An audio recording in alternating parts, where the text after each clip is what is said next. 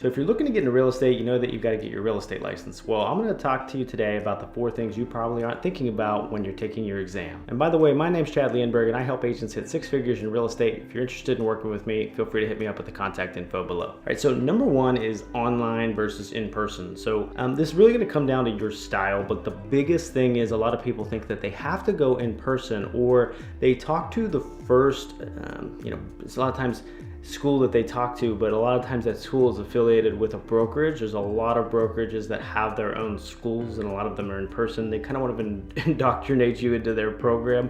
Yeah, it's totally fine. There's a lot of people that have succeeded this way, but it's just something I think you need to be aware of, who the school is affiliated with, or if there's not. But if you identify if you'd rather take it online or in person, maybe you're somebody that needs the in-person learning. You need that, then you want to go take it in an in-person class. But word of warning, they are generally a little bit more expensive. However, you do get them done quicker, in my opinion, because you're focused, you got to be there, there's a set time, or at least you know the time frame it's going to take. With online courses, they're definitely a lot cheaper. In my opinion, it was the way to go for me, and most people I talk to end up taking this route anyway. I know in the state of Florida, our classes are like $70 online is what I typically recommend. It's roughly under $100. And in Pennsylvania, I run a team in both states, and in Pennsylvania, I think it's around $150 online, whereas some of the in-person courses that I've seen are $300, $400, $500. I've even seen more than that.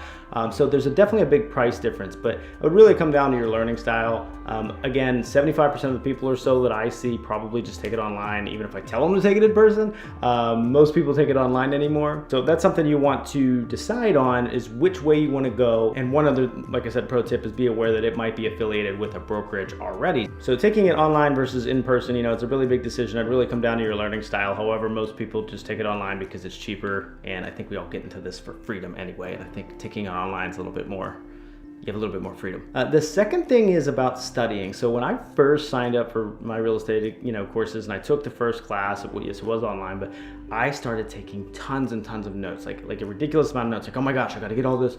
And I realized shortly after that, okay, I'm never going to memorize all these notes that I'm taking down. However, it is good to write things down. It helps increase your retention. I was taking way too detailed of notes. My advice is burn through it. It's so much stuff that you get. It's like an encyclopedia of content that you just don't really need to memorize for the test, in my opinion. So I would suggest burning through the classes to get your ticket to the show, to be able to take the test, and do a really, really good study guide. Really, any online study guide I would purchase an additional one. I know in Florida, the courses were actually $70, and I purchased an additional study guide for $80, which let me take a practice test like a couple times. That was the game changer for me. Realistically, I could have just done that study guide and the practice test and probably passed the test. So my reason for bringing this up is it's not to not pay attention and not do the course. It's don't get obsessed over the notes and absorbing every single thing you learn in the classes. Just get through them, go step by step so you have completed your hours, you've gotten through that, and then really focus on the study guide before the exam. Once you get to that point, take the exam. Take it quick. Fail it once so you know what to expect and what to study for. I think that's the other biggest mistake I see potential real estate agents make, is that they're just studying and studying and studying, and they're not taking the exam, once they never do. And once they finally take it, they realize, oh wow, I should have studied this way or this way. And a lot of them are trick questions anyway. So my advice is don't obsess over studying. Get through the classes, have a really, really good study guide, and get to the exam as quickly as you can. So the number 3 thing, and this is kind of unfortunate, and I hate to say this, but a lot of what the courses have to deal with is almost nothing to do with what you will do or day to day in real estate. It's just what it is. Now, however, I say that the bar of entry should probably be higher to represent people on some of their biggest life decisions, buying or selling a home. So, it should be more schooling to get your license anyway, but these courses that you do don't really apply. So it's a double-edged sword. The unfortunate part of it is it's just like a test of will. You need to get through it. And real estate, you're gonna need discipline, and you're gonna need commitment to simple things, the boring things consistently that lead to the result. So I like that process. I like that it takes some time and effort to get through the classes and get to the end and get your ticket to the show, as I always like to say, is because, that's one thing that you do find out from this process of going through the exam and going through the courses and completing your exam is, are you disciplined enough to stay, especially if it's online? Are you self-disciplined enough to do this business? It's the one thing I actually think it applies day to day. Other than that, majority of the stuff you learn a lot of it is even lender stuff that lenders handle. It's not that we don't know about it. It's not that I don't know anything about lending. It's just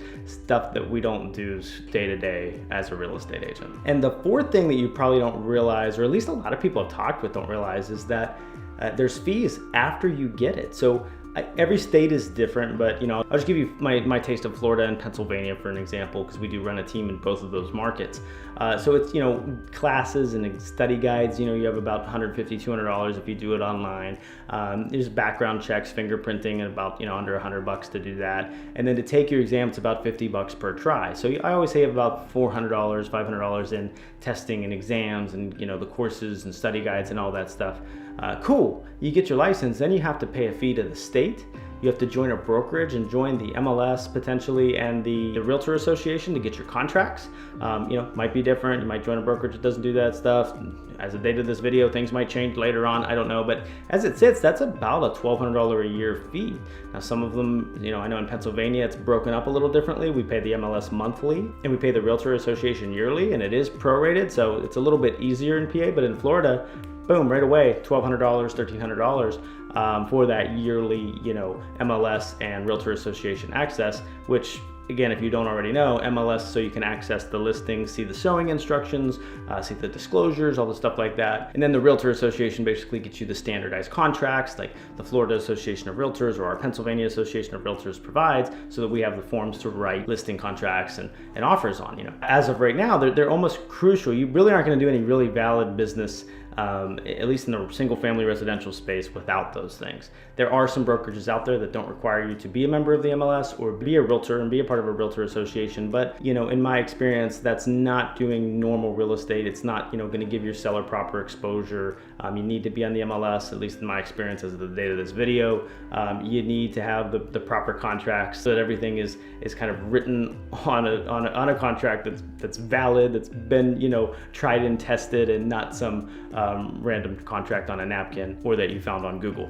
I hope that makes sense of what those are worth, but if anybody wants to dive deeper on why or what those are, feel free to definitely hit me up. Happy to break that down for you. So really though, it's just one of the things that I don't think a lot of people know, that once I definitely would say about half the people I've talked with don't realize that after they do go through the courses and take the test, that they're going to get a healthy amount of fees. So if you're interested, especially in Pennsylvania or Florida, I'm happy to break that down with you. We do run a team in both markets. If you're interested in any other states, I can get you any knowledge I can. But just a quick Google, you'll probably be able to realize, or if you talk with a brokerage locally or a few, you'll probably be able to, they'll break down what the fees will be once you do get your license. So it's something I think you need to know before you might commit to those classes.